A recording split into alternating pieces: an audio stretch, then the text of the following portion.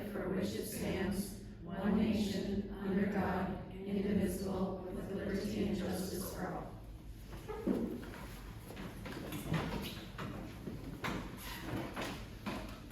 All right, we have all members of the board here except for Joy, along with members of administration and the public. Did you all get a chance to sign in? Thank you. And then there's extra copies of the board agenda on the far right hand too, if you need them. All right, so we'll start with public comment. Public comment is reserved for items that are not on the agenda. It is for members of the public to give input on public matters, not personal issues. To avoid violations of privacy, a member of the public wishing to address the board will not be allowed to make comments about any student, staff member, or member of the public during his or her designated time to speak. To maintain order and allow everyone the opportunity to speak, the chair shall limit an individual's time to 3 minutes. Does anyone wish to speak tonight? Okay. I'm gonna stand up. I just want to make it clear before I start that what I'm addressing was the newspaper article back in April, which was for last year's test scores. So that would be 23-24. So it is not what we're getting passed out today, okay? Okay. I would like to address the April newspaper article that discussed the test scores for Phillipsburg schools. Like many other parents and members of the community, I was both disappointed and concerned after reading the article. Student performance on these tests was classified into 4 levels: novice, approaching proficiency, proficient, and advanced. Our K through 12 are 50% novice in math, 30% novice in reading, and 28% novice in science. At the novice level, the student has not met the achievement standards and needs substantial improvement to demonstrate knowledge and skills needed for success.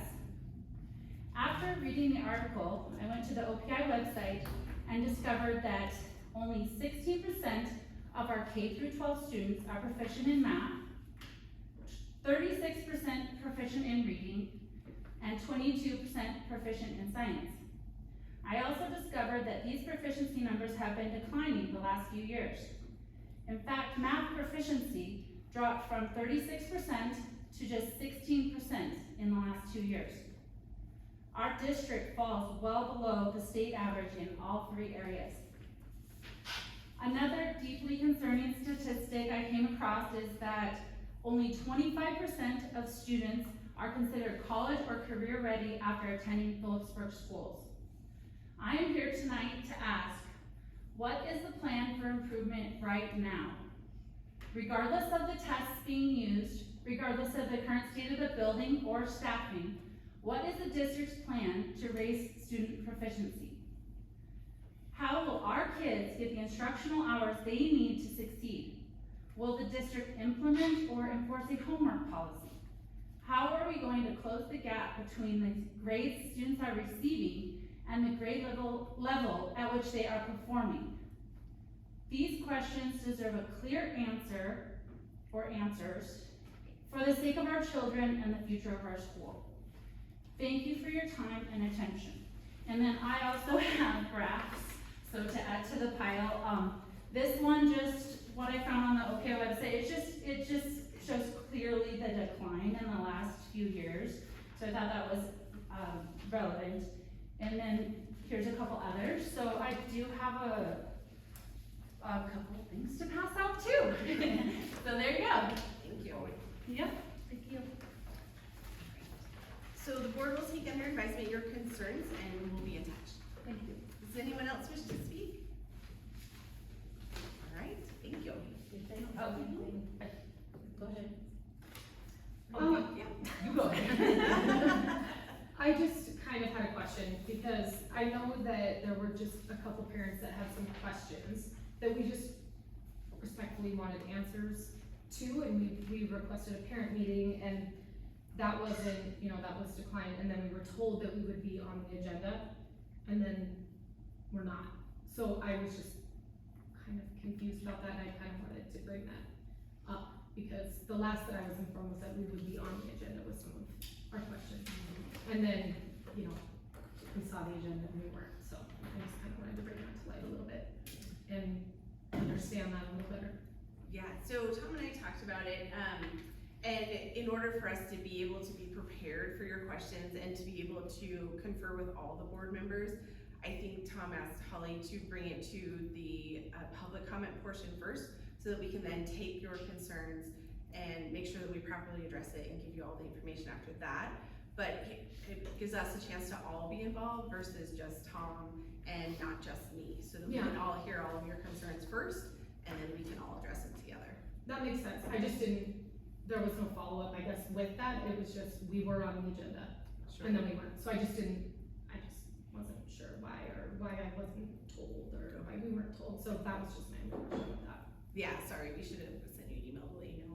That's okay, just wanted to address it, thank you. And I take fault, I think I spoke with Holly, You did tell me that. and I did not remember to call you. That's okay, just wanted to, you know, that's okay, thanks. Not during public comment, we can't, it's not supposed to be for discussion, but we can afterwards. If anybody wants to talk to us individually afterwards, we can do that for sure. Any, yeah, The article in the paper, back to that, the fire alarm coded is not working. And I just wanted to see if there's a fix or an answer Mine don't work, I feel like yours works, it went off several times. They I think work, that was- they're into life, they just fit its pattern, and like, we're in the process of figuring out, like, the idea is like, hey, when they go out, it's like, they're going, I mean, they were put in 1987, so they're going out into life, sometimes they work, sometimes they don't, but when they don't work, we get them fixed, and we get them rolling like they're working right now, it's not like they're not working, and it's, Cause the article did say that they were not working and then it was out of, Yep. it wasn't in line with the state law. So and it's tough when you talk to. if they're working working and men not working, they're not. And you're quoted, and then you don't get to edit your own quotes. Okay. And the elementary is fine, that building is totally fine, they're not even end of life, is what Bob said. Yeah, and we're working on it. Monday, we have industries here looking at all their stuff. On Tuesday, we have Hollow. so let's dig into that, cause Yep, yep. we'll talk about that when we get to the reports, cause some of that's in there. Okay. It's hard It's not to. outside, things are happening. Alright, anyone else? That's it, they're done, I'm, not to cut you off. Thank you for the graduation thing, it was really hard today, but we made it through. The tree's beautiful, if you notice, I planted some flowers out there. And number 3, we have, as far as for the kitchen stuff, we have 2 beef donations, that will be coming either in September or October.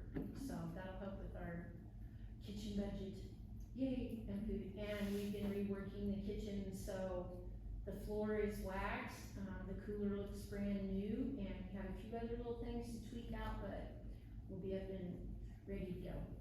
And Haley starts the, summer food program on Monday. Yeah, and that's all. Thank you, thanks, Elizabeth. Okay, any other public comment?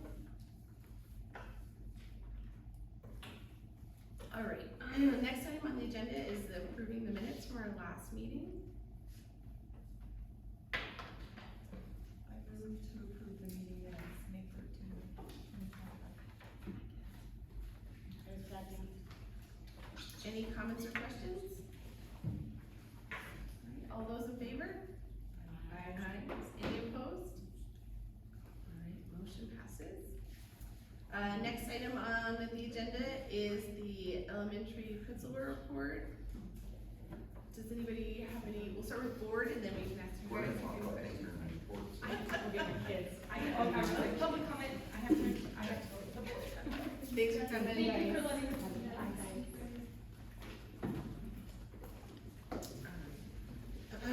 So first, the elementary principal report, does anybody have any questions on that one? Or maybe anything you wanted to add? Maggie, did you see, I had to ask permission. Did you see that? I tried to. Yeah, I have to too, so. Well, I'm not sure, but like, you guys all have to tell me what to do because. I think you should get an email maybe that says,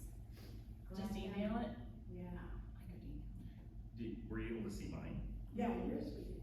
I mean, yeah. Oh, sorry, I just saw that. Cause we put it all in the packet and then I shared it out, so I don't know if it was me and me. I don't think I would've. I think it was me, I just, It's the only thing in there that has the permission, asking. I didn't get any requests though. Yeah, I was, Sorry about that. I saw it and then I was on the plane, coming back from the plane, so I was like, ah! Who cares?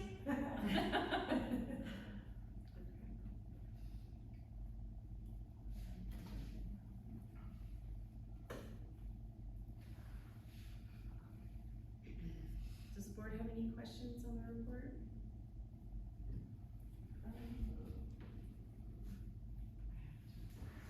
Can you scroll down a little bit? I did give you access, I said. You did. It's popping up on mine now.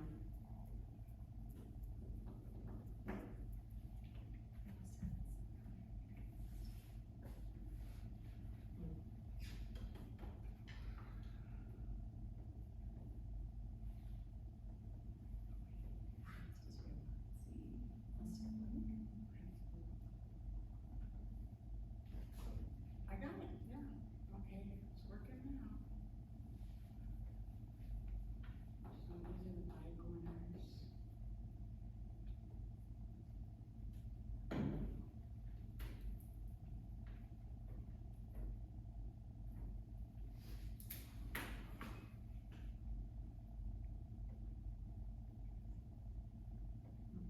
Jen, is yours the one with your face, not your, like, That's my personal one, yeah. okay.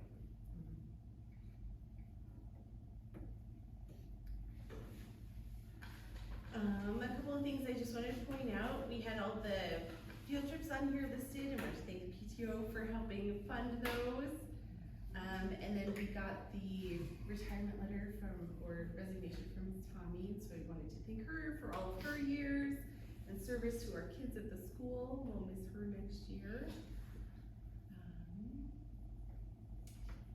And also wanted to thank the Masons again for the Bikes for Books program, it's great to have the community support.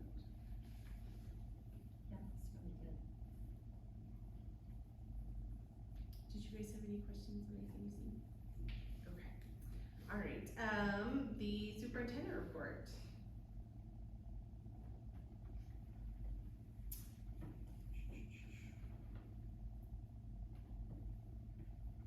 Are you kind of thinking the same thing for the handbooks, like, so we'll have first reading in August, but final Yes. by September, October? I think, well, you take 3 readings, you can do it 2, so I really wanna try this one where we put them out, we do the first reading at the August 12th meeting, we get them out, we get them online, September meeting, they get the second reading, and then October we can do the third. I think we get more eyes on it than just our eyes, cause even just like parents tonight, if they see something and they say, hey, this is what's in your handbook, it's not finalized, we don't have to bring it back to the board. It just, basically, we made, instead of 10 eyes, hopefully 100 eyes to edit them. And I think in a small community, I think everybody would be willing to do that and help us out. And what we're trying to do this year is split them. Instead of having the big one, 52 pages, have an elementary one and have a junior high school one, and then hopefully keep them both at like 20, 30 pages. I mean, back end is gonna be the forums and the junk, but hopefully they're a little bit more informative per school. And that way, we're not printing 52 pages for every kid either. I think save a little money. Hopefully we clean them up, but that's my plan. I'd like to keep doing that. And this year it was like, that's stupid. Next year, let's do June and August, because we don't have the July meeting either, so. Or do the week we do it at the end of the year, June, for like April, May, June. I'm good with whatever. I was thinking, oh, Go ahead. Any questions, I mean? okay, so in your report you mentioned, senior prank day. And Yes. the cleanup, what the heck? What happened? Guys, I'm over it now. Okay. Like, took me some while to take a deep breath. I don't know, I think if we went back and maybe some prep work on positive and fun things, and hopefully like not loss of time, because we did have the other kids in here till 10:30. You know, and it's still, even if the seniors came back right away and cleaned, it's still, there's that loss of learning. And like, it's one thing to get hammered on scores, what I say out loud and everything, and then it's like, it's okay to have that. And it does get brought up, like, well, we've always done that, we get to do that stuff. And it's like, well, I'm going to battle on how we're trying to make things better here. And if we just allow that, that's not gonna make it better, because we are losing instruction time. And I'm trying my best to like count that, but maybe we don't take the fun away, it's just how can we still have fun in a positive way and still keep the school operating as normal? And you know, we can have the 7th, 8th, 9th, 10th, and 11th in class by 8 in the morning, I'm happy as clams. Because I mean, teachers, when I see teachers upset, I had one teacher ask me if they could just go home for the day because they didn't think anything was gonna get done, and I was like, no, absolutely not, we're staying here. Like, there has to be a happy medium, and we gotta fix it. I think we can pretty easily with just some positive.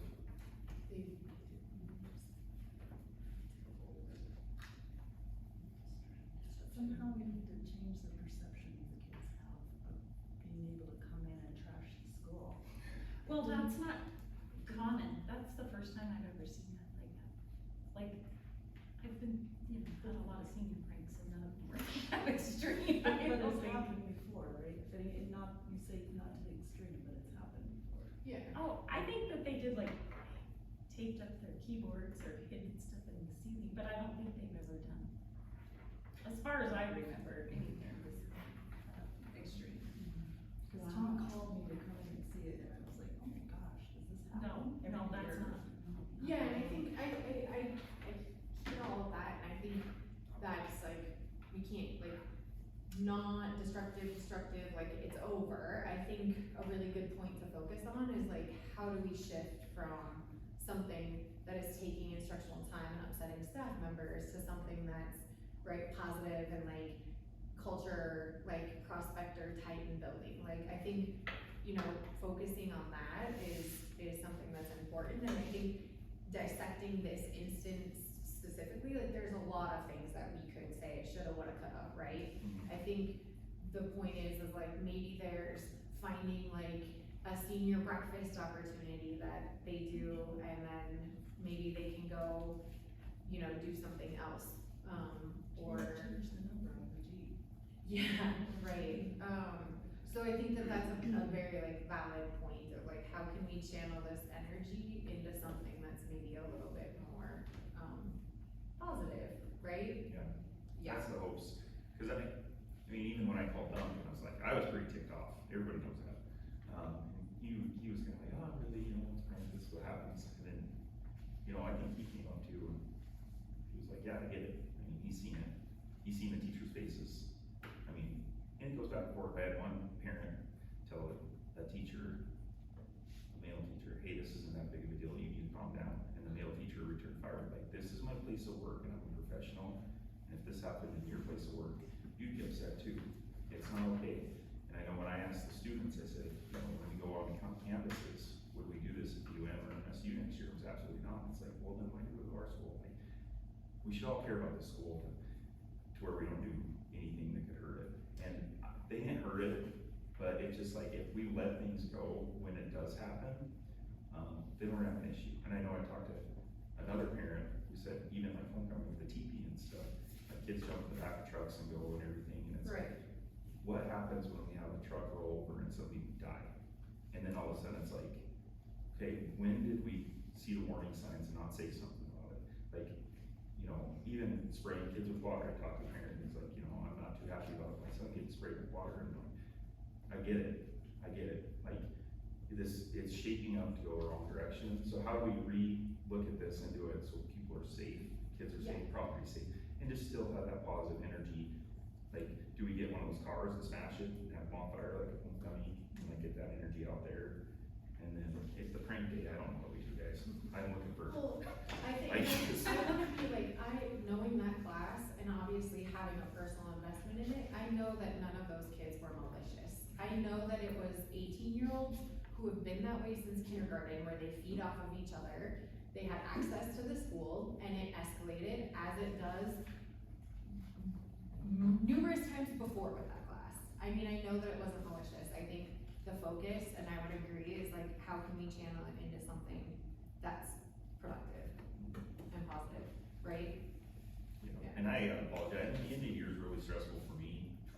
with graduation and different things going on and stuff like that, and it's like, you know, it's like the one thing that breaks the camel's back, you're like, I can't take it anymore. It's like, For sure. really hard times if like, if pranks, maybe the first week of school, I could take the prank, like, that was awesome, I thought this was great. At the end of the year, it's like, oh my god.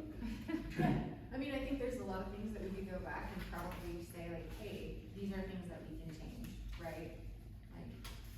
access Maybe to- enlisting the class advisors next year to help us challenge the kids to Well, positive something. Unfortunately, everybody was telling me how they're gonna one up that one. I even had my kindergarten son say, wait till you see my prank, Dad. So like I said, if I call in sick, the day that happens, it's a mental health day, I'm gonna walk in, no, heart can't take it, I'm out sick day. I guess I'm surprised that it doesn't sound like any one of them had any kind of a, I don't know whether it be a turnoff, but when they recognized what they're doing was above and beyond.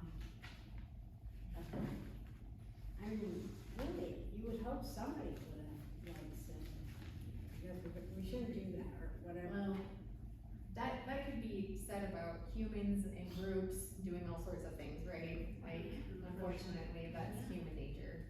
Lord of the Flies. Yeah, I think about, Actually, I did hear that there were some girls cleaning up after some of the messes, so Oh, that's they didn't even nice. see all the messes because some of them got cleaned up. So I think that people, maybe some of the people did know that some things were going too far, but.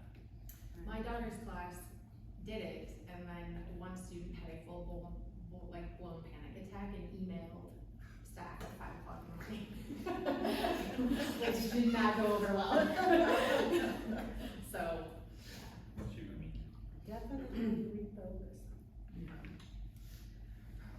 There's something else in here that, we talked about, and I don't know if you've had a chance to tell everyone else, but about the, McIndustries and Apollo opportunity you have. So it's just kind of hitting our door. So McIndustries is an engineering company, and what they do is they tie in with retired superintendents, and Apollo did the same thing. It was funny because McIndustries came Monday, and Bob and I went and hung out with them for about an hour and a half, got the whole spiel about what they could do for the districts. And then the very next day, Apollo walked in, and night and day, they're two different companies, but I'm hands down 100% in love with Apollo Industries. I think they're the company that we put our time and money and effort and cooperation with. They have a vision of a long-term plan for this district, and when they came in, they said, see that building over there, that's a beauty. We're gonna restore that thing, we're gonna write grants for you, we're gonna figure out how to get that thing, cause nobody else has what you guys have. But the day before, the guy said, you're probably gonna have to knock that over, we'll have to find money. So you can see why we switched. And Apollo, what they're gonna do for us is they're gonna bring team engineers here in July, cause we're like, we're doing this, do it. I was like, I love you, this is what I've been waiting for.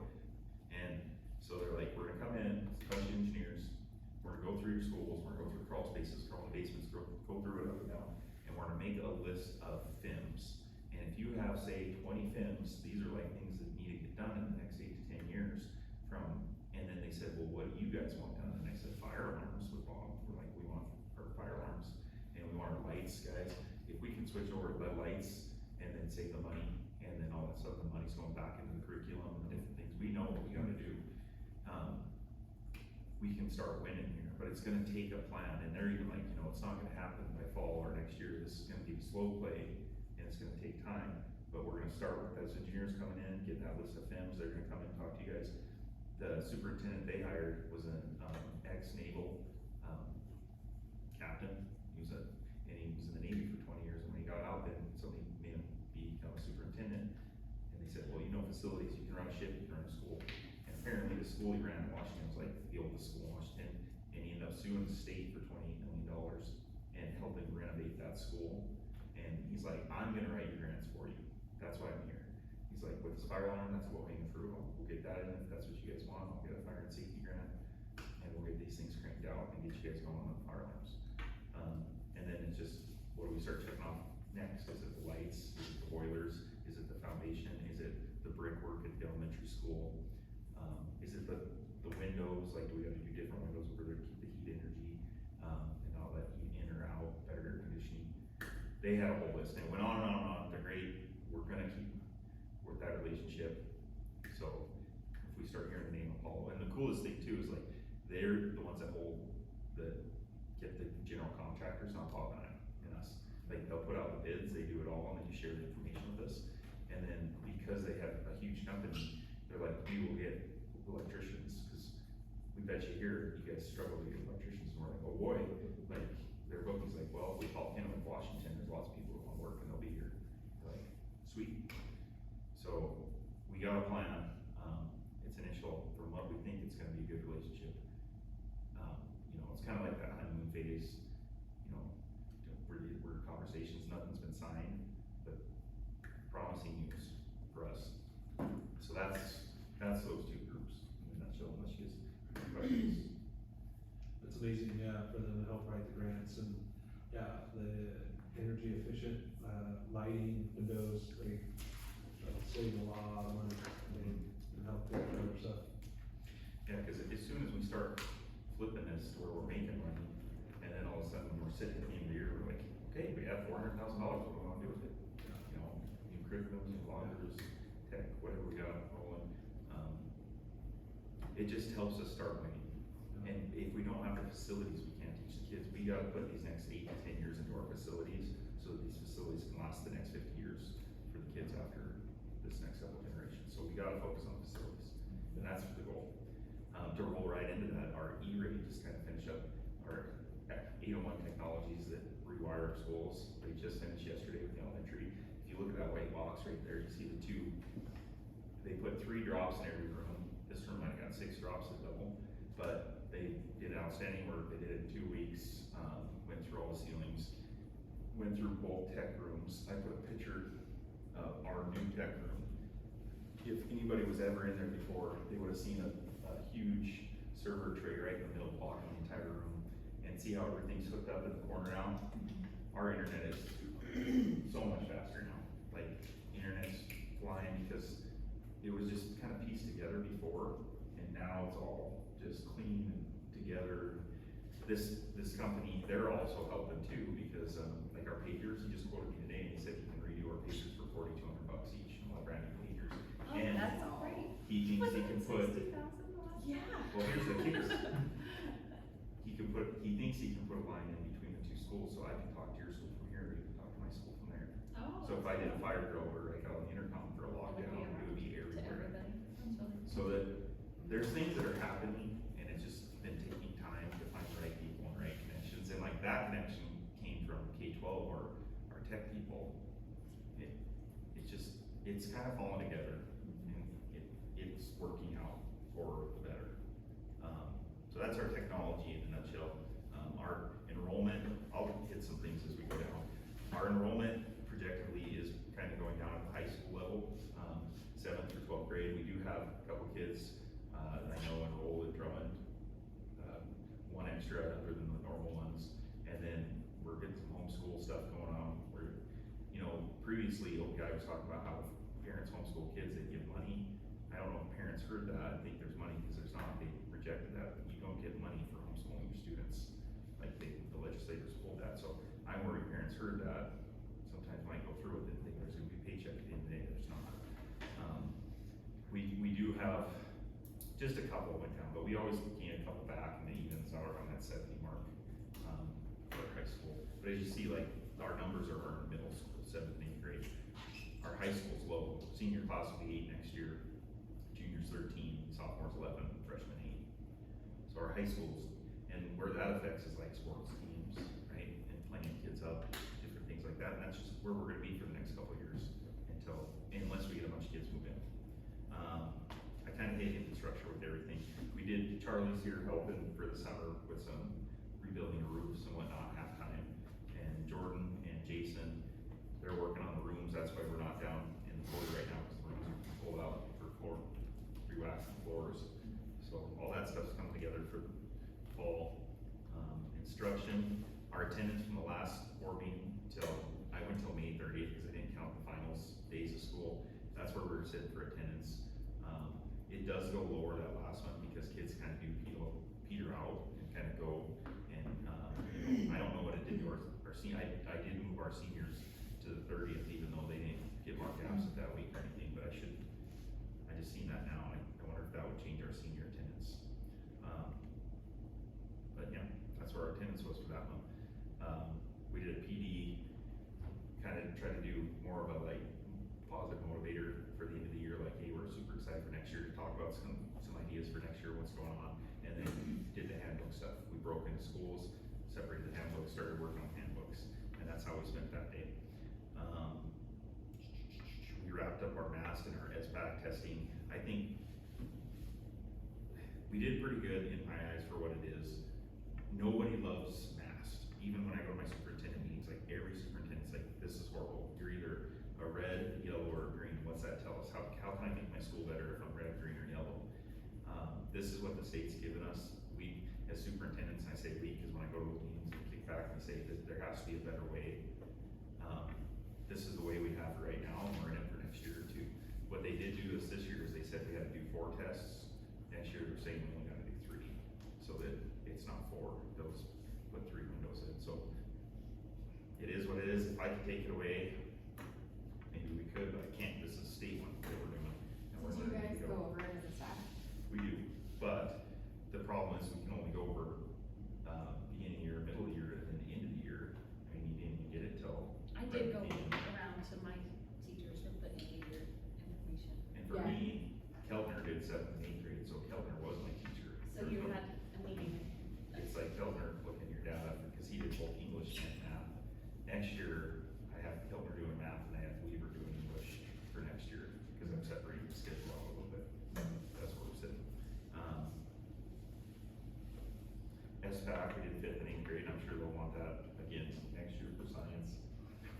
I did call Eric Swanson and Hamcon today, because I was like, hey, I do have board meeting tonight, and I wanna talk, on stuff, so what are you guys doing over there for assessments for high school? And he goes, I don't have anything, I don't have any extra math or higher ed or anything. He goes, it's tough because once you get kids in tracks, and they're in there, you already know they're going to Algebra 1, Algebra 2 geometry, and they gotta do those to get your graduation requirements. And then if they get those done, they're going to online, or like, unless you have teachers that do advanced math, Greek, calc and stuff. And you're just tracking my grades. And he goes, let me call my buddies in California, and he hates phone calls, me and him talk back and forth. And I'm still looking for a program to assess kids. And I would put it in 9th, 10th grade probably. 11th grade's ACT, 12th grade, mainly our higher kids that go up, we put them on that Montana District Academy and college algebra or Greek calc. And we're looking at Ed Ready. We're gonna send Wade Harper to an Ed Ready training in Missoula for a week in July. And Ed Ready is what we're hoping to use in our advisory classes, because it can be preparing students for the ACT test, which I'm gonna get into here a little bit, because I got some ACT stuff.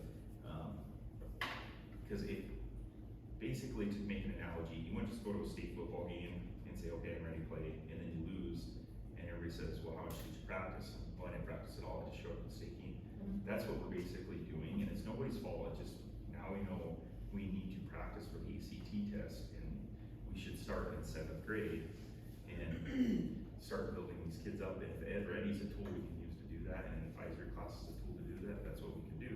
And we can build these kids up over those years, so that when they take that 3.5-hour test, they don't give up and just say, I'm fried and I'm done. Like, they can do it and compete, but we need to train for it, because we can't compete if we don't train for it, just like that football game. And it's nobody's fault, it's just, we're learning as we go with new staff, and this is why consistency and keeping things rolling is the best. When we learn, we put this stuff on paper for future. Are you doing that generations. for ACT? What's that? Are It's we doing Ed for Ready. ACT? So, Are we also like looking at the ACT? yes, grades? and Wade Harper actually was going to buy with his personal money the free ACT for every student. He's like, I'm just gonna pay for this. If you can't afford it, I'm paying. Barbara paying for this, and we're gonna do this. Like, that's where we're at. I mean, we're working on it. So we worked out scores too. So if everybody looks up here at the board, we have data from 2020, 2021. This is previous before me as a superintendent, before the 4-day. We are at 18, and then this year we're up at 19. So we were going to 18s and we bumped up to 19 this year. And I'm not saying we're gonna stay at 19s, we can bump back down to 18 or go to 17 next year, but this is kind of a nice win. that this year our average did go up. What Wade knows is when he goes to conferences and stuff too, they'll say, your scores are, dependent on your zip code. Say you go to Phillipsburg, Montana, we know you're probably in that 17, 18, 19 range. Say you go to Palo Alto, California, you might be in the 30s, right? Zip code. Here's our averages. What we've talked about all year since my evaluation is like, this stuff could even be put downtown too, no different than like a Titan championship or prospector stuff. It's like, these are our ACT scores. This is where we're sitting, and if we train for it, we're ready for these next couple of years, and we make growth. And it's tough because like, we don't know if ACT is getting a lot of attention anymore, or SAT, but if we say it's not worth anything, Lori Benson, I wish you were still here, because if we say it's not worth anything, then the kids are gonna say, well, they don't think it's worth anything, and we should think that this is it, this is the bomb, this is what we wanna do, we should prepare for it from 7th grade, and we should see our scores, up as high as we can get them by training for it. So, then if you take, I just did a ACT online comparison for state, so you know, it's online, do we believe it? I don't know, but average scores in 2025 are right there, for each, and then we can go right down to Montana. Connecticut, New Hampshire had the highest, and then California. Montana was right at 19, I believe, 19.3. So I mean, if we could get, let's just say 21, 22, 23, and then if that's the average, people might see that. And then if we are putting something like this downtown on a banner, and when we get these tours in the summer, people in the summer, or we gotta have on the website, we're like, hey, like we wanna get our school kids into a higher education school, and this is a place that can do it, here's their scores, we win. So, Tom, you're saying these scores are what they are without any prep, right? Without any prep. Yeah. this is our score and what we've done. So this was this year, last year, no, year before, all we have, this is what we have. Because I would say that the other states, probably California, whatever, have a lot of prep, right? Yeah, in California at 26, I'm like, how's California at 26? But they do, so maybe, yeah, they're training for the test. And I know we're not, and I know it, because, yeah, we are. And we never. Well, and I think it's, I would caution just training for the test as opposed to like the holistic, right? Like, what else are we asking in terms of like expectation, instruction? Like, it's one thing getting through a curriculum, but like, are kids hitting standards, right? Like, and I think I would just really like to see like a holistic, you know, like bumping up of expectation. And you're speaking my language, because that's my thunder with like the dual credit classes, because I have real fears with dual credit classes. I know, and I'm a parent too, the day Warren gets here, I'm gonna wanna get into those dual credit courses, because for one, it saves me money, it saves him money in the long run, it saves time in college. But a dual credit class here compared to what we know is we want the teachers here, right? And we want teachers that can teach dual credit classes here, and we're working to that, right? But having it online and then going into a college and then being in front of an instructor, hopefully it just marries up and we're ready to go. Like, I wanna see like pre-tests to do it and say, hey, are you ready for it? Let's just not sign you up because it saves everybody money and it's happy. Like, are you ready for it? And like, we did have a student almost right here on failing in class, and then if you fail, you go into academic probation going into college. And I don't wanna see that. I don't wanna say he needs to be up for failure where they go into college. And it was like, who's that on? Is that on that student, or is it on us because we don't have the right mentorship or counseling, or like after school tutoring to help the students get through? So it does weigh on me to look at everything. Yeah. Can I just really quickly, Maggie, what are these? Are these math or? That's Dibbles data. This is I Dibbles. couldn't, yeah, I can't download that, so I couldn't email it because, Thanks. there is no report without kids' names. So I Perfect, had to thank just- you for that, sorry. No, that's Okay, okay. continue. Well, I was looking, I guess I'm going backwards here, at the SBAC test. And, I was kind of disappointed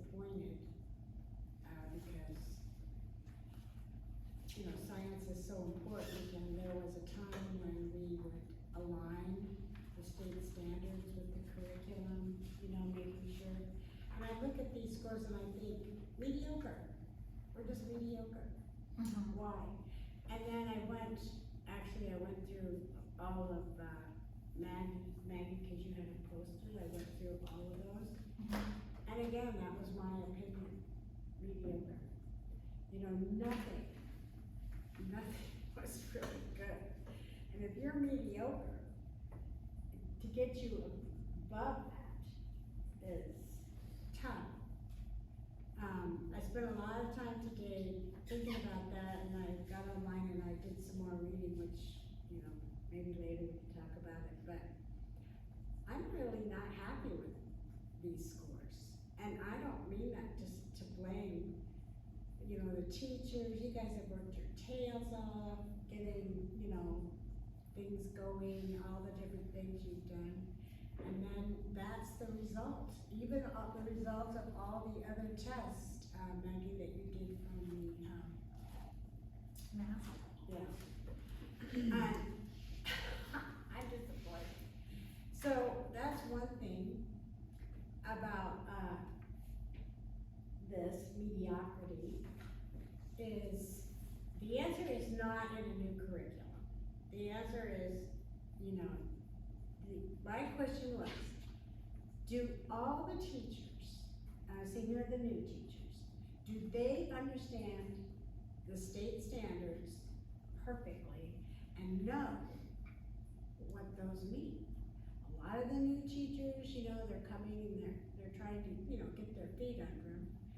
And so that's like a mentoring thing. But, you know, they have to know those state standards exactly, pretty much. And then they have to look at what they're teaching and be able to, well, my example from years ago was I spent a lot of time, for science, teaching like, you know, different, you know, things about, maybe we did the moon and the phases of the moon and all these things. And I remember the test was all about earth science, like rocks. I never got to rocks, cause I was unprepared. I mean, I hadn't, you know, it was my own, you know, fault, but that needs to be done. So that is in our strategic plan, year one, under instruction, is mapping a curriculum to the state standards. Okay, good, okay. Well, and I think the other thing I'd like to throw out there is a curriculum review tool. So it's one thing to say that we have a new curriculum and we're getting through it, it's another if we're reviewing that and seeing if it's effective and aligning with the standards that we, right? And do we have a curriculum review tool? Like, cause we do have a new curriculum, so it's a great time, right? We were in second year of Super Kids now, first year, yeah, second year. So now it's like, is it meeting our needs? Is it what we thought it was? Are we pacing ourselves with a 4-day week? Like, what are we getting through? I mean, now is maybe a good time to do this. Yeah, the teachers need, that's so important that they do that. And it's a 3-leg stool, cause what's coming to my mind is like Hiltner, he talked at PIR days, and when we brought this stuff up, I'm sure Keenan remembers Hiltner talking about this, like, it's hard because our buy-in, when we see kids, well, doesn't matter to us, what do we need this for? What do you mean? So we need an incentive. I don't So if understand. there's a computer and you're taking a test, and, well, so, you know, it's hard, cause again, 3-page, teachers want something, parents want something, students want something. How do we make it all mesh and work together? And how do we give incentives to students to wanna try and get hard and do well? And how do we make teachers be incentivized? Well, to do parents well? and teachers want the same thing. Everybody, They should, I mean, Yep. parents, it's not separate, like, the parents want the kids to be performing at least in the proficiency, and I'm sure the teachers do too, like, that's not different. and what we're thinking is if we could figure out a way to incentivize, hey, you guys did really good, it's visual, and like, the kids that do well, Sure. you are incentivized by this or this or this, and that's why you wanna do well, and it will help. That's what, I think that's great. And also, I'm wondering too if there's some looking at like kids that are on honor roll and if they're not proficient, if we need to take a look at like how, like their grades, right? cause that's an incentive too, like that's wanting me to work harder and know, so yeah, I think it's very complex, and reviewing and reflecting on it, for sure. And it's been something we switched our honor roll, our high honor roll was 3.5 before, and we switched it to 3.8 or higher, because, for one, it's like, high honor roll should be right at that 4 point, and then for two, it's like, it's hard to see when you have 40 kids on high honor roll and 2 on honor roll, and it's like, we didn't have 40 kids on high honor roll. Well, not when you're 16% proficient in math. Something's not. There's no way, or Yeah. 33% proficient in reading, or 22 in science, like, that doesn't even, that's what the question is, And like, that doesn't line up. it's a huge flywheel, so you find things and you keep turning and mixing. Like 2 years ago, a parent called me in a basketball game and said, "Hey Tom, do you realize your 8th graders don't have history second semester?" It's like, "Oh, but we'll fix that," and we did. And like, all the other stuff we see, once it gets brought up, we fix, or we find a way to fix it, or we make a plan to fix it. Well, and I'm hoping that's why we spent all this time creating the strategic plan and setting up our goals and having the action plans, because we can then put all of this into place. And what our goal needs to be is, in the beginning of August, we take our strategic plan, we sit down and we break down what we said we were gonna do in that first year, and we figure out how we do it. And we give ourselves deadlines throughout the entire year, so that we can make sure that this whole plan is what is driving us to get better, to get the results, to match all the goals that we said we were going to do in the plan. That should be the driving factor that's going to solve these problems, that's going to do all of these big goals that we put in the plan. That's why it's here, that's what it's for, to do those things. So I'm just thinking about, instruction, and you said mapping the curriculum and comparing it to the state standards. So, I'm assuming that the committee, is it the committee or the board that's gonna do that? So, after the results of our committee involvement that we've had, I think as a board, the most effective way to make it happen is, we have a working group meeting like we did when we started the strategic planning. We look at all of our goals in the action plans for year 1, and say, these are all the things that we said we were gonna do, and map it out across the year, and looking at our budget, what we have money for, what we can do, what we can't do, creating a full action plan for our year, and then we take that to the committees and say, okay, you are on our instruction committee, this is what has to happen this year, help us make it happen. We have to be the ones driving it, but we obviously can't be the ones doing it. Yeah, see, that's the thing I was trying to think of, so where do the actual teachers get involved in the action plan? And that'll have to come with these guys helping us with the committees as well. So, yeah, cause obviously that's the most important part, we can sit here all day saying stuff, but. And I think, to not overwhelm everybody, go back to the KISS model, we keep it simple, and if we don't make it so crazy how we go, we need something that's like, 1, 2, 3, and check, hey, we did it, celebrate, make a new list, 1, 2, 3, check, we did it. If we made something that's like, whoa, I mean, I'm gonna get scared, I'm just being honest, and be like, why did I do that? It's tedious, it's very tedious to compare, curriculum and state standards. Cause And, we had a lot of irons in the fire, and I think that plan, our action plan is good, because we broke it down into really good categories, like going back to the infrastructure. If we put all of our eggs in the basket instruction, we might forget, we still got building to take care of, we still got staffing issues to take care of, we still got culture I wanna keep growing, because it does take all these to keep us firing on all cylinders, and I don't wanna say one is less important than the other, but I wanna make sure everything gets its time and its fair amount of time. And I, along with you guys, like, all of us have to make sure that we're checking and balancing and making sure everything's getting a fair shake, so that we get it done. So this is kind of my own personal story, but, when I was the principal over there, I had these teachers, I wanted them to map the math curriculum with the state standards. You would have thought I asked them to jump off the roof. I got so, how are we gonna do it? when do we have time? I mean, it was amazing to me, the way they bellyached. And, at that time, you know, we got out on Friday at 2:00. Maggie, were you here? Were you? Yeah. Yeah, so maybe Maggie didn't bellyake. I did. Maggie, you did bellyake. But, I wanted to have this planning meeting on Friday at 2:00. Well, another teacher kept telling me, you know, you can't ask the teachers to do that. And I'm like, yes, I can. You know, I'm not asking them every Friday. And so really my point is the bellyaching.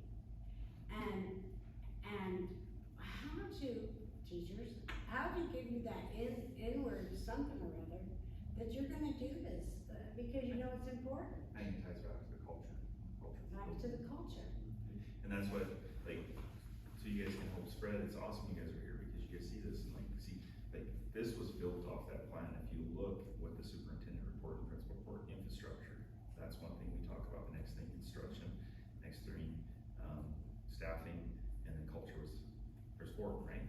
I missed staffing, infrastructure, construction, staffing, and culture. So there's our four, and then if we model all our reports and what we're talking about every month about these and how we're hitting them, it just builds and hits the 5-year plan. And then to throw a layer on top of it, in 5 years they come back, or later and they'll say, did you guys do your job? No, see you later. You find somebody else that can get this done. So this is new? It's all part of the That's last strategic year. plan that we've been working on this whole year. Oh. So those are our 4 goal areas. Okay. And then we broke down objectives under each of those 4 areas. And then there's action plans, year 1, 2, 3, 4, and 5. So under do you each think of haven't those. been happening? No, Leading so, up to this? no, I mean, that's the way they've been This is like- structuring the reports, so that we talk about these areas, Kind of but preloading we so are, we can roll. tonight is when we're finally voting on the strategic plan to adopt it, and it'll go active July 1st, so that we can then build out next year's goals and plans. I see, yeah. I think as parents, we are worried about the culture as well.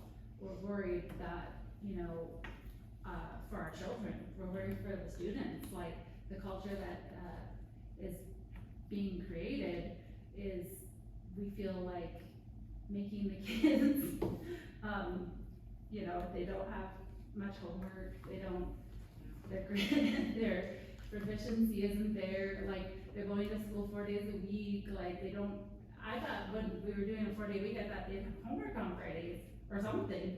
I feel like that culture is what we're really concerned about. It's a big issue.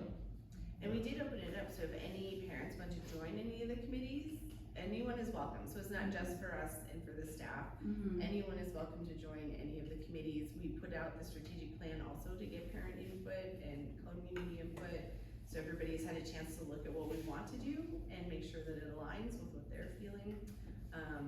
It's been hard, we haven't had a lot of involvement, so we're pushing forward with the best that we can and what we have, but if anybody wants to join those committees, especially as we're starting to break down those action plans and what can we do next year, that's gonna be where we're really starting to achieve those goals. and I moving think forward. that's where Connie is right, like, that has to come from, for the instruction part, it can't come from a parent, that has to come from the teachers and the administration, right? Like, I can't tell the teachers what to do differently, or the administration, you know, that's not something that would come from me. But there's the you other know? areas, there's the culture committee, the infrastructure committee. We had a couple of parents that are in the construction world and they were interested, but kind of dropped out, so. It definitely is not everything across the board for everybody, but Yeah. maybe there's niches that people Yeah. can fill, so. How do you get more parents involved for positive stuff? Because they sure wanna be involved for negative, but how do you get them to come in to do this? And I know some of this stuff, you know, I did para work over in elementary a couple years ago.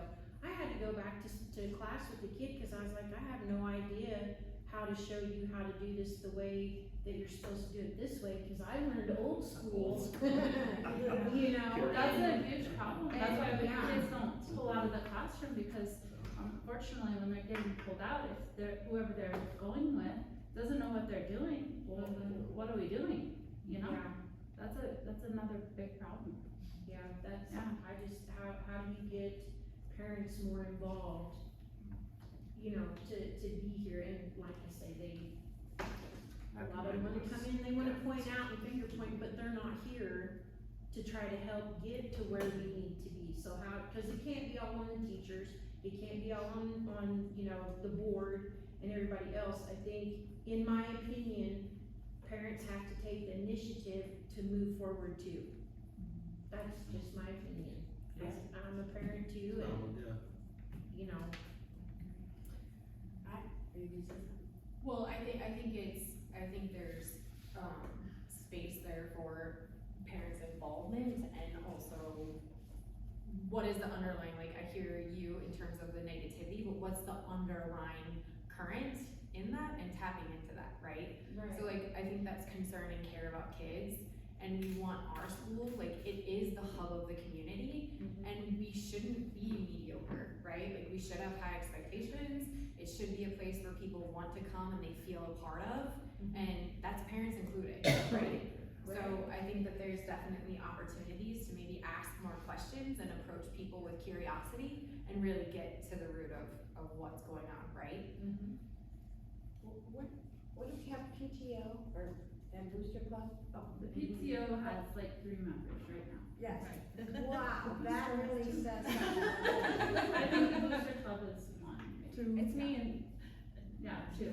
So So that's, and that is like, oh, well, that just makes me furious. And to think that the school being the hub of the community, but I think it's shifted. I think it's not. I think the brewery is. That's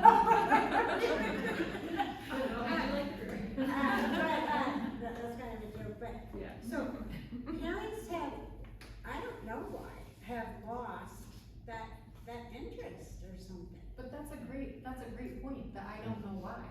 Like, we should be tapping into that and understanding and trying to figure out the why. Well, I was hoping parents, just talking, inviting, your friends and stuff, you probably did. I think they're feeling dismissed or, I know some of the parents tonight said that they were, didn't feel like, they were gonna get a response and they were feeling dismissed.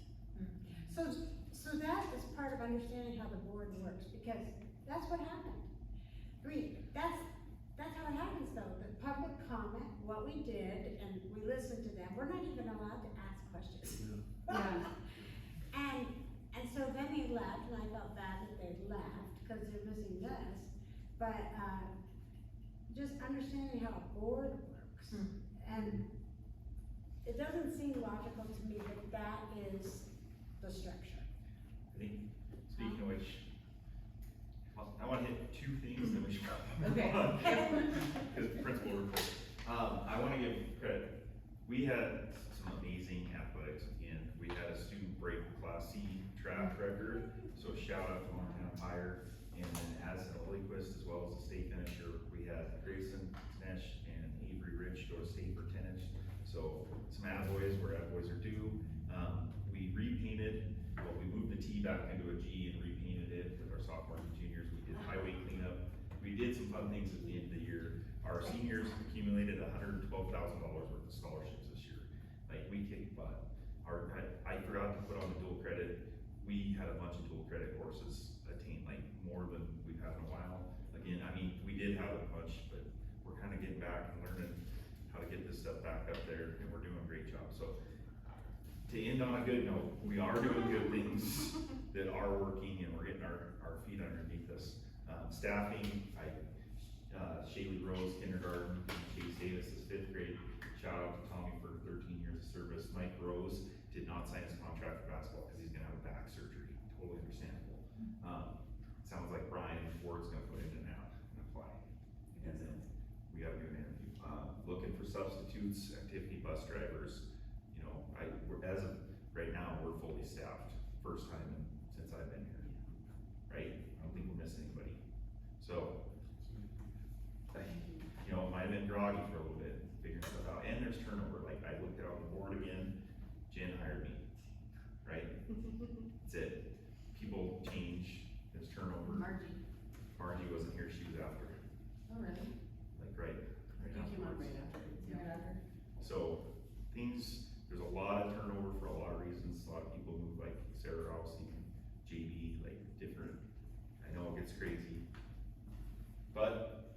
there, and we're making things better. Exciting when it's summer being fully staffed, yeah. I did put the calendar too, for everybody to save it, like, it's all the way out till Halloween for events that I got so far, so. Unless something new pops up, but there's stuff in there that you can keep. Alright, we do have a space on the agenda for PTO and booster updates, if you guys have any updates you wanna pass on. We got volleyballs for the, girls volleyball team, just today, so I didn't have that. I didn't have a report. And then PTO did a ton of, things, especially over last month, they did like, you said, the field trips. You can really Yeah, speak, Holly, since you're we here. were able to cover all the elementary field trips. The sixth grade did a ceremony moving on to the other school, which was really, really great job by Caitlin. It was super cute, and so we, gave her some funds for like the snacks. And then we have our 4th annual 50/50 at the car show for Valley Days. And there was one other thing Krista said to bring up, but I forgot. The ice cream, sorry. The ice cream, yeah, we did Yeah. ice cream at Yeah. elementary, they The got. elementary So one. there's nothing for the high school in there, but we didn't get any requests, so, that's what we did this year, or at the end of the year anyway. So, Yeah, so thank you. Okay, unless there's anything else, we'll move on to financials.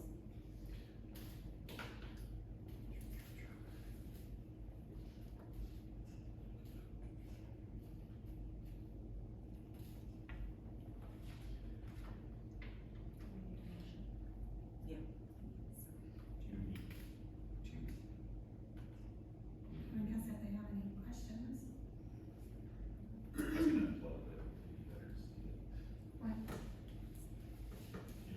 We can, and then ask You her. use this, yeah.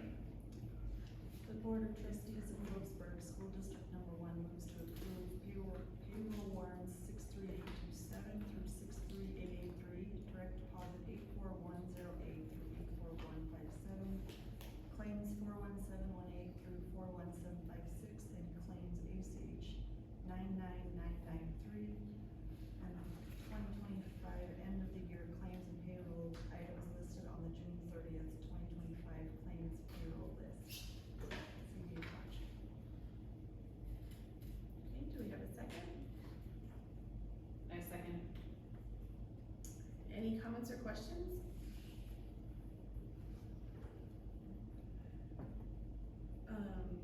Catherine, I wanted to ask just really quickly about the lunch budget. I didn't see, I'm probably just missing where it's at. How did we end up with that? If you go to the PSC one budget versus actual spending, Oh, okay.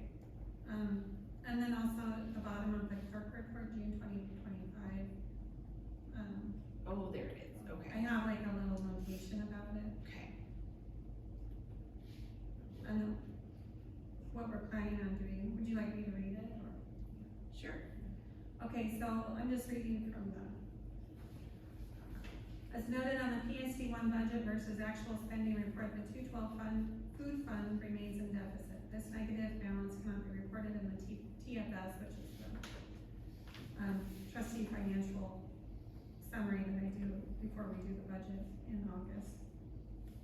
At the year end. So to address this, some one-on-one paraprofessional payroll expenses will be reclassified from Fund 201 to Fund 213, creating capacity in the Fund 201 fund to absorb the deficit in the 212 fund. Additional funding has been allocated in the 201 fund for the 2025-2026 school year to support continued participation in the Community Eligibility Provision CEP program. Regular meetings with administration and kitchen staff have been established to monitor monthly expenditures, review the budget, and explore the use of available food and equipment grants, as well as local food sourcing strategies that help reduce overall food costs. At the conclusion of the 2025-2026 school year, administration and kitchen staff will evaluate the viability and long-term sustainability of the CEP program for the district. Okay, great, thank you. We do think that we can get above green, above red. So there's things, little tweaks that we know we did this year that we can change next year that will get us right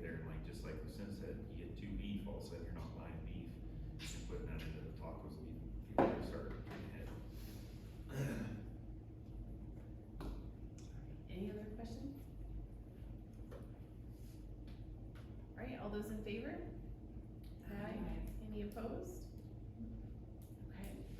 Moving down to the items for action. Item A,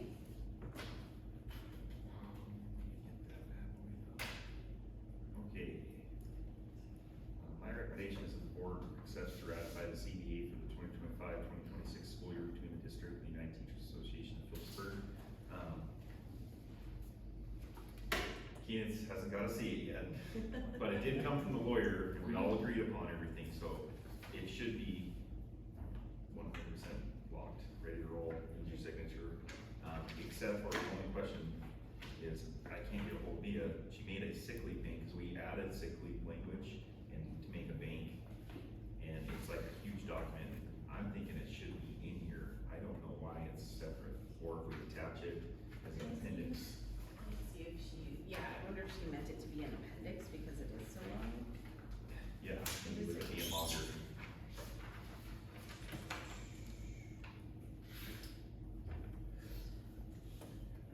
It's a 1-year contract. We're gonna negotiate next year again.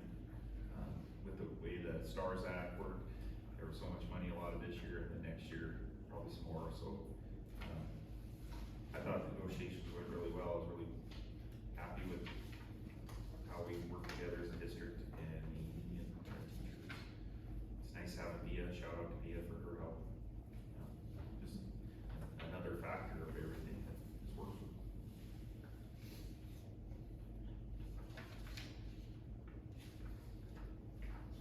And then we'll have to negotiate the next year again to get back on a 2-year cycle.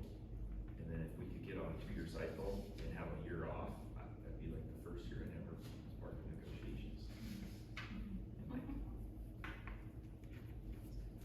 I'd be pretty happy. And we wouldn't have to pay Leah. And we wouldn't have to pay Mia, we'd save some money. Does that mean none of the teachers get a raise after? I don't know if I'm allowed to ask a question right now. Yeah. Is that how that works? Steps and lanes would work, but, you know, like if that year it was locked in, like, hey, you get 2% for these 2 years. For 2 years. And then it's your steps and lanes, but It depends on how the negotiations go too. Sometimes, we've done a 1% the first year and 2% the next year, or if we do it every year, it'd be 1, 2, 3, or just depends on how it goes through the negotiations. Yeah, I don't see any mention in here. Oh, here. So there is this section of the sick leave bank.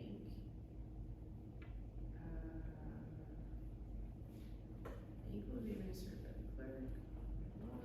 And that was just to clean up like the sick leave bank, just there needed to be. We didn't really have a policy about how it was administered, and so we cleaned up the language in the contract, and then this is the protocol. And maybe since it's the protocol, it doesn't need to be. it was like how teachers donated days and by what time. Sure. Ms. Keynes, I'll let you look at it and see what you think. Cause it's still got the policy, like all the stuff that we talked about, the different parts in here is the same, and then there's, maybe this is more part of the handbook or something. And with this one, we did do a 2% raise. I heard, Cause it's all. 2%? Yep. as long as this matches, then this would be how we go about it, but it's already. Like, we could. Is the schedule Good, yeah. attached to this, the pay schedule? No. I don't know if it references. But with the STARS Act, like, teachers their first couple of years will get 42 something. So I can't remember. 42, 424. Good. So, pretty good money. I mean, I started at 28, so I don't know guys first year. Yeah. I wonder if we just Yeah, instead exactly. of this, we say, Think about that. the sick leave bank will be run according to the protocol. Well, the STARS Act is kind of a big change, because it messes with the whole schedule, and then the sick leave bank, because we really didn't have it in stone. And then, if we move, say I move a teacher in June, we're gonna give them 1 day of pay, or moving them. If I do it in August, they get a whole week of pay, or like September, like, get them sub, whatever they need. Oh, lots of O's. So, I know. 15 days. Sick. Does that work for you? Oh, yeah. So if, This is the at the end of the starting year, they don't point, use their so- PTO days, they get paid out for the days they didn't use, and it's at $100 a day instead of 90, we went up to 100. So, you know, some teachers walk away and Good, awesome, okay. a decent check. Get a couple check, well, they get the 3 summer check and then a little bit more, and it's kind of like a reward for not taking days. You wanna make this motion, we will move to And May does not get one, this with, I always feel bad. the change on section B, part 6. So the Board of Trustees of Phillipsburg School District Number 1 moves to, accept to ratify the CBA for the 25-26 school year between the district and the United Teachers Association of Phillipsburg, with the change to part, section B, part 6. As noted. Do we have a second? Second. Any comments or questions? And thank you guys again for being a part of the negotiations and bringing your crew to chat with us. All right, all those in favor? Aye. Any opposed? All right, motion passes. Item B. Approve Phillipsburg K-12 public school strategic plan from 2025 to 2030, strategic plan again. Let's fix that. My recommendation is that the board approves the Phillipsburg K-12 public school strategic plan for the 2025-2030 years.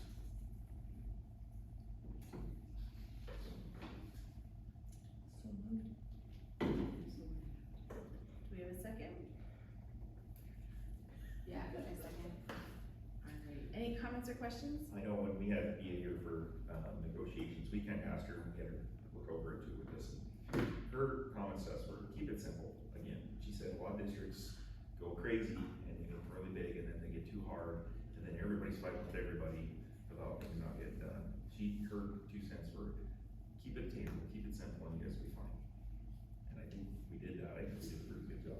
Cause even some of the stuff on there, we cranked off this year. We just, yeah, we're going into the strategic plan with some things already accomplished, which is great. I saw you put it out on the app.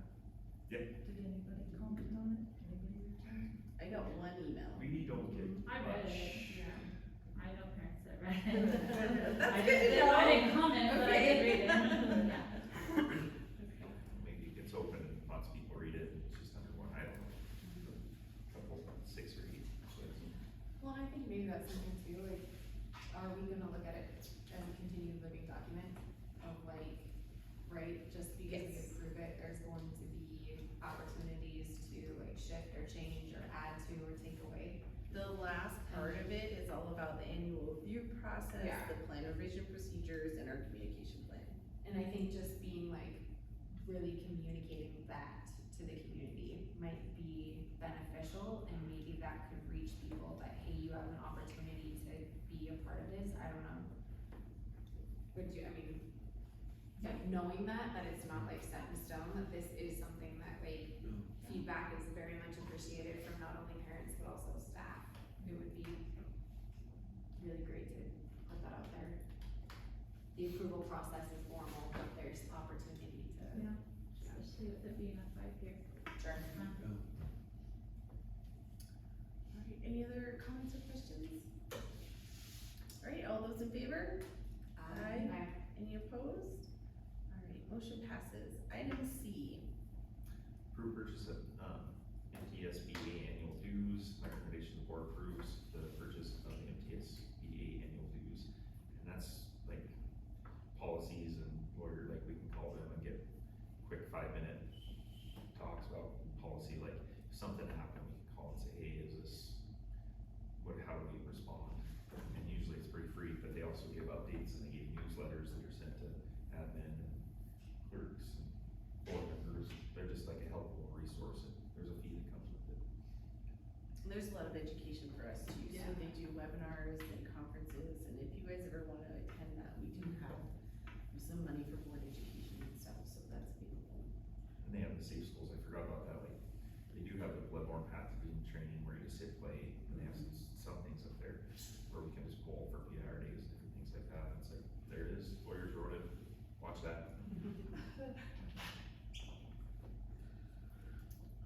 a motion for that one? Yeah, I move to approve the purchase of the MTSBA annual dues fees. I second. Any other comments or questions? Even though that's MTSB, Kaliva Law Office is our lawyer though for our district, we use Kaliva Law. And counter with MTSB, I thought she was gonna retire. she signed a 3-year contract. She can't give it up. Not yet. Alright, all those in favor? Aye. Any opposed? Okay, item D.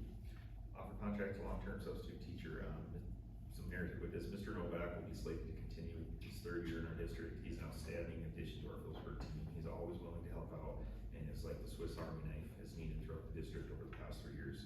He's helped as a kindergarten teacher, counselor, a teacher, art teacher, advisor teachers, intervention teachers, paraprofessionals. He fills in, like I said, he's a Swiss Army knife. Next year he's gonna take on the added role as our 7th and 8th grade online Spanish kind of instructor, helper. He knows a little bit of Spanish, make it dangerous. We're using Sarah's online Spanish, same as Drummond. Dean Phillips told me about it, so we're gonna use the same. So they got going down there, and our 7th and 8th graders will get some Spanish.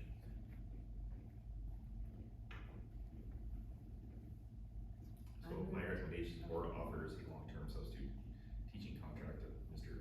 Darren Novak for 25-26 school year.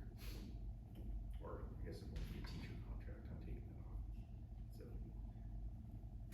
It's a long-term substitute contract. So, FYI, question, so, a long-term sub, do they get insurance, do they get anything?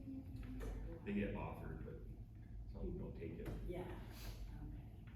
And you gotta, after any sub that you make, sub over 60 days or 30 days, can't remember which one it is, you have to offer a long-term sub. Like we don't, this is what we need, and it's more of a supervisor because of the curriculum. And I can use them for MTE classes, advisor, use them in art, different things like that.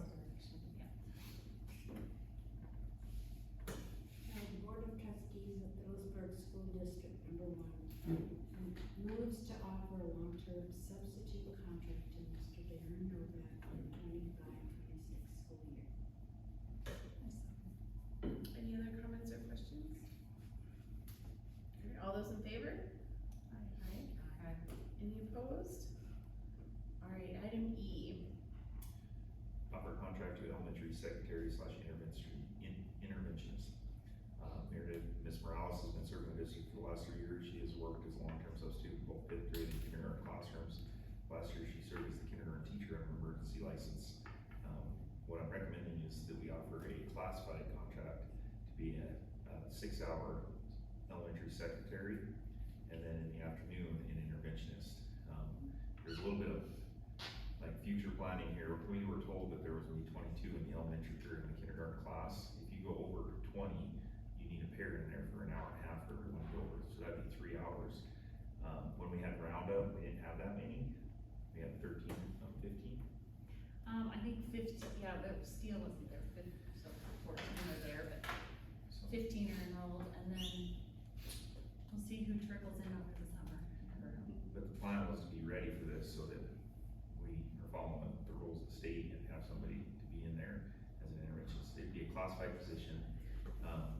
She has been here, so we're like, because it's not a new person to the district, and she's already done a probationary, because she did this her 1st year as 5th grade teacher. Kinda like, you really don't have to do a probationary one again, it's just offer a contract, get you in, we know you're gonna show up and do your job.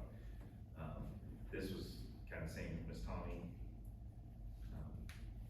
which way we're gonna go, this is what direction we're going right now. I think in the future, it might just be a 6-hour elementary secretary too. The way we're trying to reshape things and figure out money and what's needed and where people are needed. But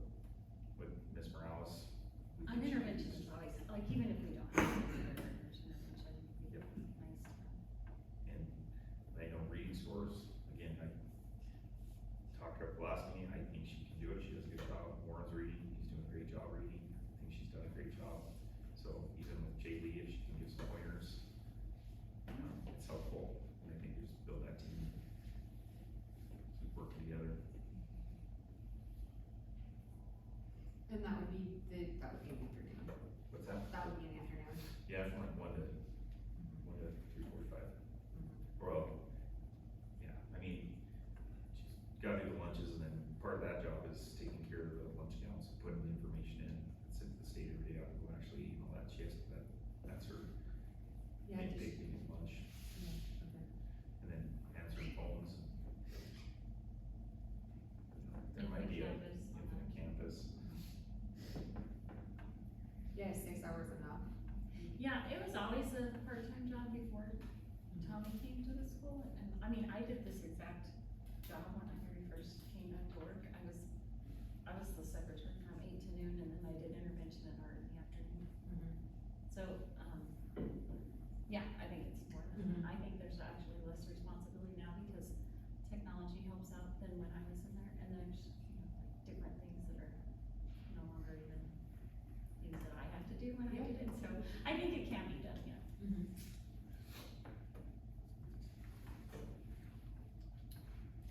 Do we have a motion?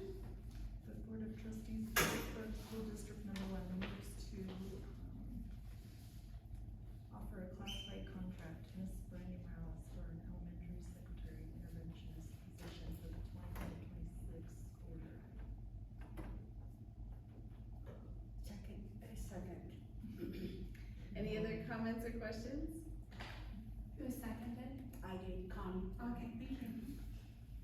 Alright, all those in favor? Aye. Any opposed? Alright, item F.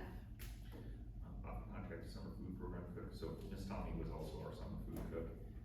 She took the job at the bank and starts Monday, and so we didn't have any other applicants, there wasn't any interviews, it was basically who we gonna get, asked Haley and she was willing to do it. So she got a quick and fast from Lucinda and Tommy, and start Monday. Haley Page will be our summer food cook with help from whoever can help. And we'll have summer food, and it will go till Is there a mid-August. poster, do you know, Lucinda, about the summer food?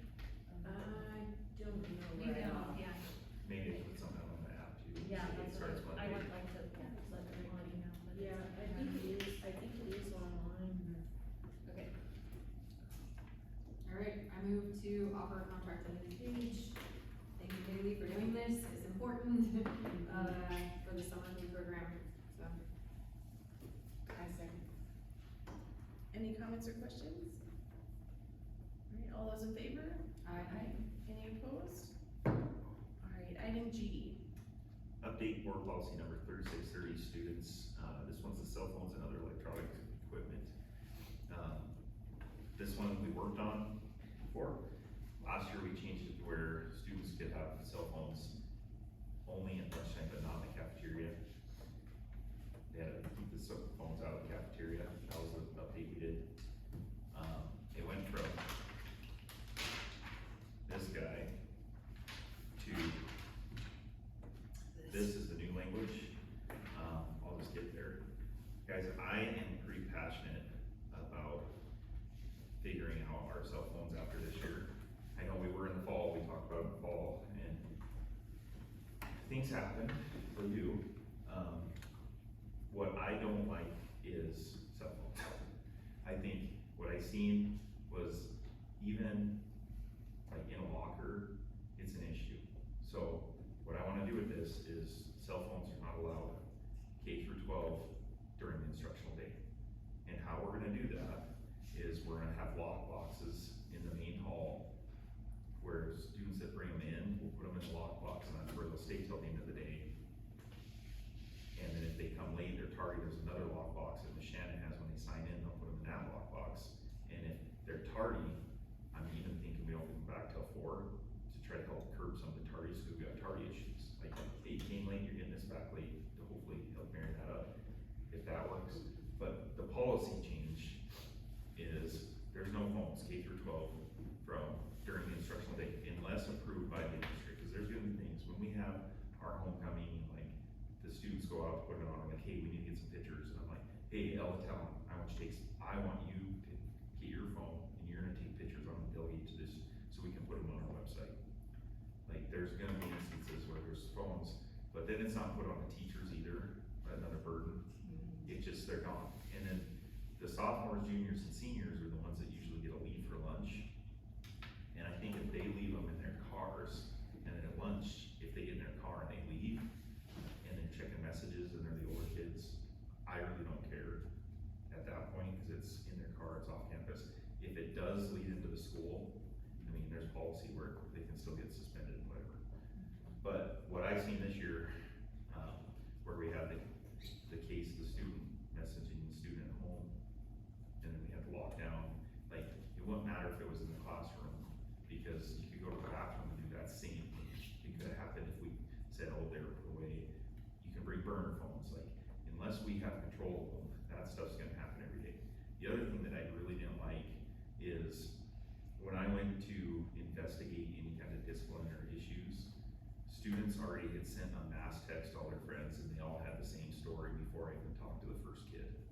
I cannot do my job as an administrator when they have that power. If they have that power, I can't do my job. And so I need help to do my job, and that help I need is to take the phones away.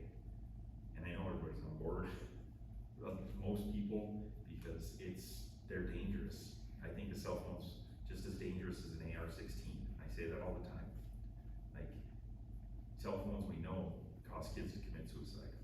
We know that. Like, we had our speaker come in and he talked about it. When kids say things to each other with text messages and social media, like, they're just as deadly, and there's no driver's license for it. It's just a Christmas present. Here you go. And I think we're small enough that we can do this. I think in a bigger school, we might not get away with this. But if I get the lock boxes, I line everybody out, we change the policy. And in this first one, we even just put we take them, and it didn't say we give discipline. This one, we could read it, maybe. Students' possession and use of cellular phones, smartwatches, pagers, or other electronic signaling devices on school grounds at school-sponsored activities and while under the supervision and control of school district employees is a privilege. School authorities reserve the right to restrict the use of such devices during the school day. Students in grades K through 12 may use cellular phones, smartwatches, or other electronic signaling devices on campus only before school starts and after the school day ends, unless the school administrator specifically authorized the use of the device for a specific day, event, or time frame. This device must be kept out of sight and turned off during the instructional day, including time out of classrooms or in the hall or passing. School officials, including administrators, classroom teachers, substitute secretaries, coaches, and designated personnel by administration may confiscate such devices when visibly noticed, audibly noticed, and or if the student or students are found to be using the technology inappropriately.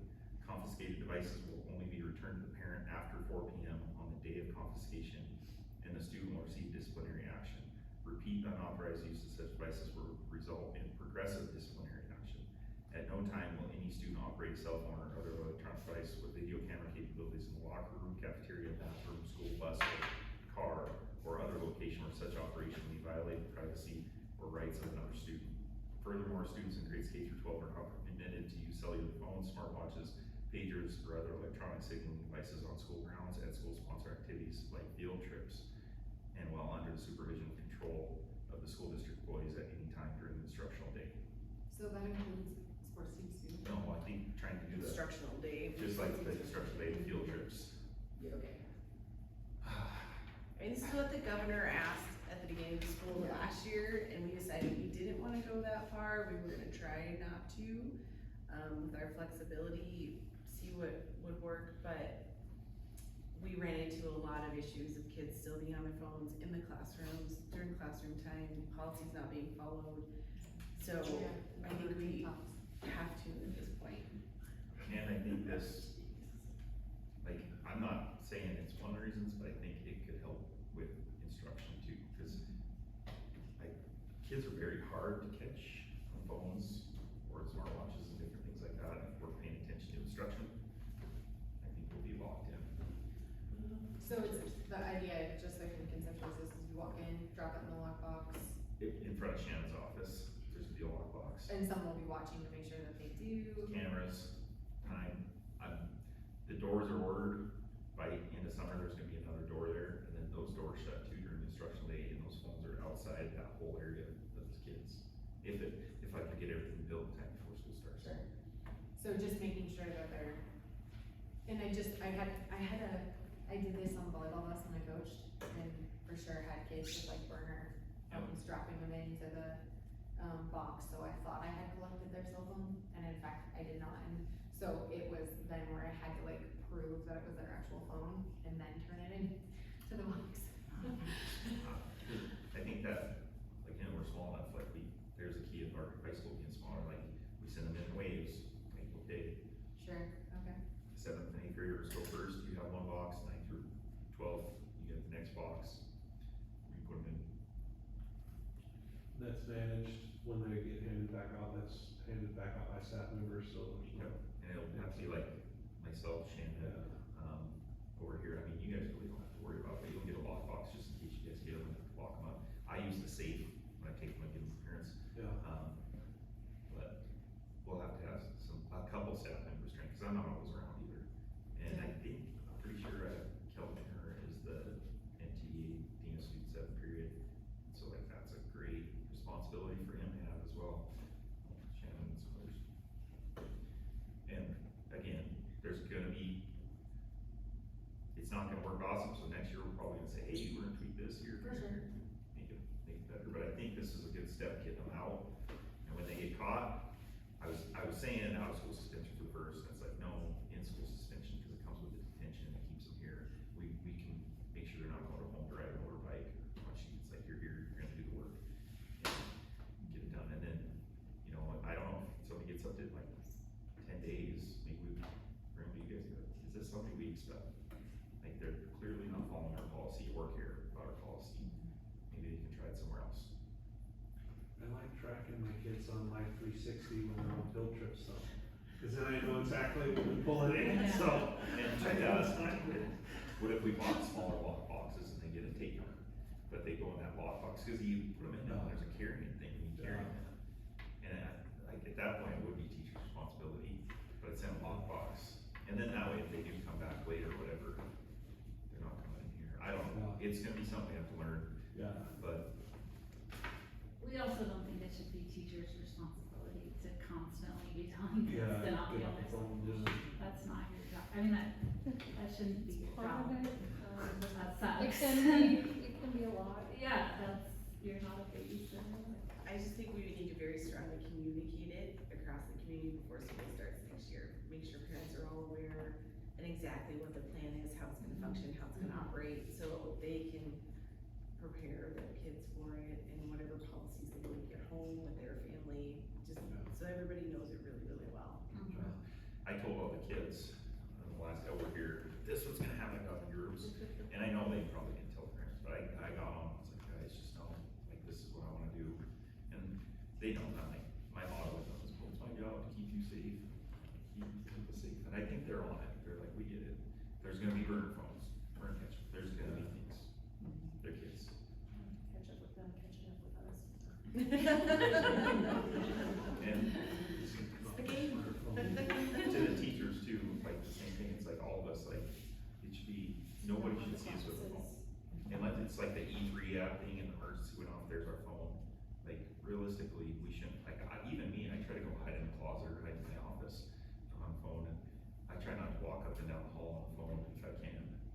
Yeah, I think there's consistency there too, like, after we had talked about this at the board, and then the number of, right, like TikToks that I saw on kids' accounts in classrooms, it was like, you know, well, wait, like, we had said, the governor had said this, we talked about it at a board meeting, like, you know, let's be consistent in making sure that it's not one kid that, oh, that's fine, you can have it, right, like, so. Alright, do we have a motion for the policy? The Board of Trustees of Phillipsburg School District Number 1 moves to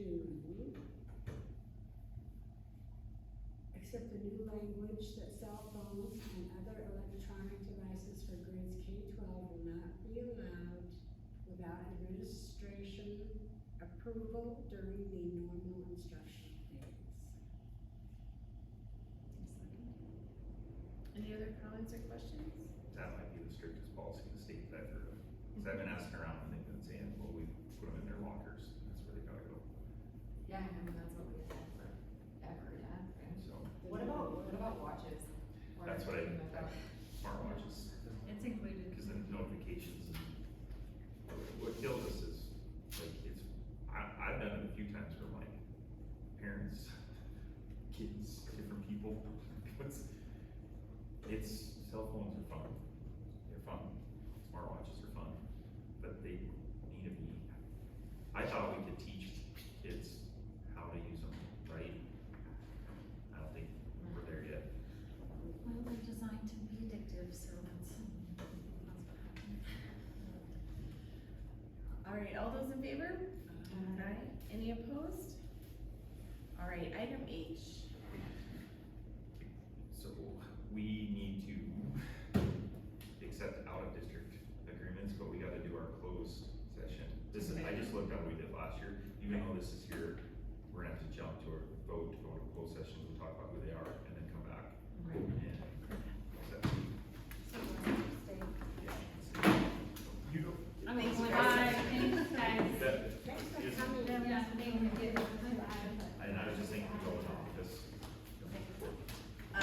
So we just need a motion to go into closed session, so we can review the application.